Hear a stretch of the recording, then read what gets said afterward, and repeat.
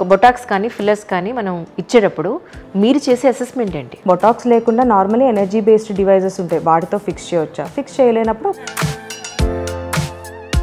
ఎక్కువగా జనాల్లో ఇంట్రెస్ట్ చూపించేది ఏంటంటే యాంటీ ఏజింగ్. సో ఒక స్కిన్ లోపల అంత కలర్ని ఇన్సర్ట్ చేయడం అనేది ఎంతవరకు సేఫ్ అంటారు? యాక్చువల్లీ ఇది అసలు ఎలా స్టార్ట్ అయిందంటే అండి, నార్మల్గా విటిలిగో అనే ఒక డిసీజ్ ఉంటుంది, బొల్లు అని. నాట్ సజెస్టెడ్ అండి. నేను అడ్వర్టైజ్మెంట్ చూస్తాను, మీ ఇంటికి వచ్చి మేము లేజర్ ఇచ్చేస్తాం, ఇది ఎంతవరకు నమ్ముతాం? అది యాక్చువల్లీ కరెక్ట్ కాదండి. ఎందుకంటే ఇంటికి ఎవరైతే వచ్చి సర్వీస్ చేస్తున్నారో వాళ్ళు డాక్టర్లు కాదు, అంతే కదా, వాళ్ళకి స్కిన్ అసెస్ చేయడం రాదు. సో దట్స్ మోస్ట్ డేంజరస్ కదా. బర్న్స్ అయ్యి నా దగ్గరకు వచ్చి ట్రీట్మెంట్ తీసుకునే వాళ్ళు కూడా చాలా మంది ఉన్నారు. సెలబ్రిటీస్ వచ్చారు మీ దగ్గరికి. Yeah, dermatology, cosmetology, trichologist, why it is so costly? ఎందుకంటే అండి మనం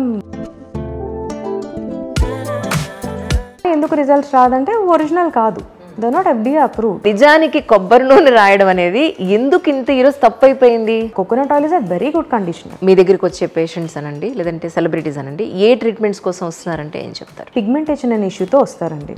అండ్ ఇంకా సెలబ్రిటీస్ వీలైతే సమతా క్లినిక్లో ఉన్న డిఫరెంట్ ట్రీట్మెంట్స్ అంటే ఏం చెప్తారు? పిగ్మెంటేషన్ కానివ్వండి, మెలాస్మా, మంగు కానివ్వండి, స్కిన్ బ్రైటనింగ్ కి బూస్టర్స్ కానివ్వండి, హెయిర్ కి వచ్చేసరికి మన దగ్గర హెయిర్ ట్రాన్స్ప్లాంటేషన్ ఉంటుంది, టీలోజిన్ కేసెస్ అని, PRP, GFC, స్కాల్ప్ బొటాక్స్ అని ఉంటుంది మన దగ్గర, స్టెమ్ సెల్ ట్రీట్మెంట్ ఉంటుంది, మీసోథెరపీ ఉంటుంది. ఈ మెలాస్మా లేదంటే ఈ మచ్చలు ఇవి ఎన్ని పొరలు దాటుకుని బయటికి రావాలి అంటే? ఈ మెలాస్మా అనేది మెలనిన్ సెల్స్ ఉంటాయి కదా మనకి, మీ దగ్గర ఉన్న మెషిన్స్ ఎలా అయితే క్వాలిటీ ప్రోడక్ట్, మీరు యూజ్ చేసే ప్రోడక్ట్ కూడా అంతే ఇంపార్టెంట్. ఇవి కూడా కాస్ట్లీ అవ్వడం వల్లనే బయట అంత క్వాలిటీ ప్రొడక్ట్స్ వాడట్లేదు. నేను బ్రాండ్స్ గురించి మాట్లాడలేదు, I'm talking about the generic product. Right. మన ఏజ్ని మనం యాక్సెప్ట్ చేయట్లేదా? యాక్సెప్ట్ చేసినా ఇంకా బాగుండాలి అనే ఈ విధానం ఏదైతే ఉందో, as a doctor, as a women మీరు ఎలా తీసుకుంటారు? ఏజ్ గ్రేస్ఫుల్లీ అండి. కాకపోతే నేను చెప్పేది ఏంటంటే యాంటీ ఏజింగ్ అంటారా అంటే, మన అలీగారు మిస్సెస్ అనుకుంటూ చేశారు. థ్రెడ్స్ చాలా మంది డాక్టర్స్ వేయడానికి భయపడతారు అండ్ అడ్వైజ్ చేయరు. సో మీరేమంటారు? దీన్ని నాన్ సర్జికల్ ఫేస్ లిఫ్ట్ అంటారు. దీంట్లో ఏం చేస్తామంటే జస్ట్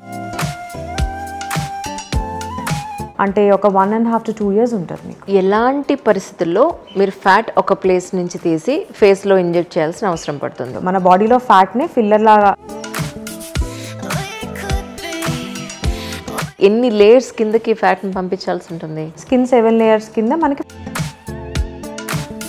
కంటి చుట్టూనో లేదా ముక్కు పాయింట్ ఆఫ్ వ్యూలోనో అక్కడ స్కిన్ ఏదైనా మీరు కరెక్ట్ చేయాలని అనుకున్నప్పుడు కంటికి సంబంధించిన డాక్టర్నో ముక్కుకు సంబంధించిన డాక్టర్నో ఆ సర్జన్స్ను కూడా మీరు ఇన్వాల్వ్ చేసుకోవాల్సిన అవసరం పడుతుందా? But nose related yes definitely. ఎందుకంటే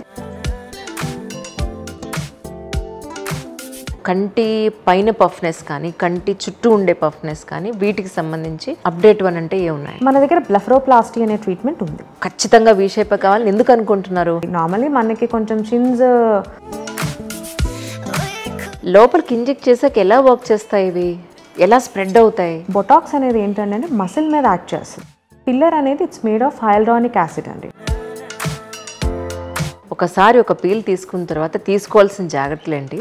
అది ఎన్ని రోజుల వరకు పనిచేసే అవకాశం? పీల్ అనే కాన్సెప్ట్ ఎలా వచ్చిందంటే, మనకి ఎపిడర్మిస్ అని ఉంది కదా లేయర్,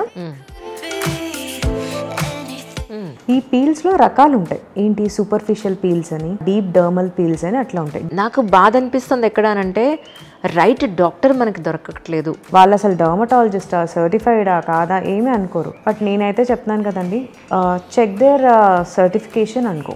మీ దగ్గర అవైలబుల్గా ఉన్న లేజర్స్ గురించి మాకు ఒకసారి. లేజర్ ఎక్విప్మెంట్ అండి, దీంట్లో మనకి చాలా ఇండికేషన్స్ మనం చేయొచ్చు అనమాట. Multiple indications. ఇప్పుడు యాక్నీ ఉంది, స్కిన్ రెజ్యువనేషన్ చేసుకోవచ్చు.